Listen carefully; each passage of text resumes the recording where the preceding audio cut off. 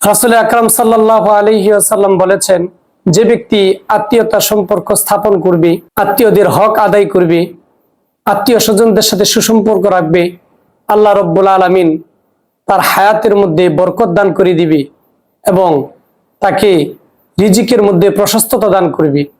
বৃষ্টির মতো অসংখ্য অগণিত রিজিক আল্লাহ তাআলা তাকে দান করে দিবে।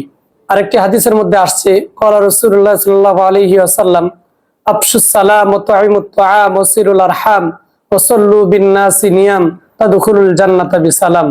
রাসূল আকরাম সাল্লাল্লাহু আলাইহি ওয়াসাল্লাম বলেছেন, আফশুস সালাম, তোমরা পরস্পরের সালাম বিনিময় করো, ওয়া তু'ইমুত তুআম, মানুষকে খানা খাওয়াও, ওয়া সিরুল আরহাম, এবং আত্মীয়তা সম্পর্ক স্থাপন করো, ওয়া সাল্লু বিন নাসি নিয়াম, আর মানুষ যখন ঘুমিয়ে থাকে শেষ রাতে ঘুম থেকে উঠে তাহাজ্জুদের নামাজ পড়ো, তাদখুলুল জান্নাতা বিসালাম, আল্লাহ রাব্বুল আলামিন তোমাকে নিরাপত্তার সাথে জান্নাতে পৌঁছে দিবে।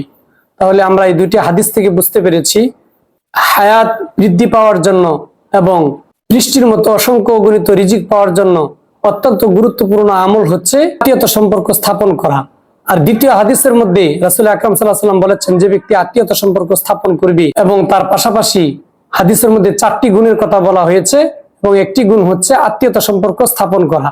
তো যে ব্যক্তি আত্মীয়তা সম্পর্ক স্থাপন করবে, আল্লাহ রাব্বুল আলামিন তাকে নিরাপত্তার সাথে সহিহ সালামতে জান্নাতে পৌঁছে দিবে।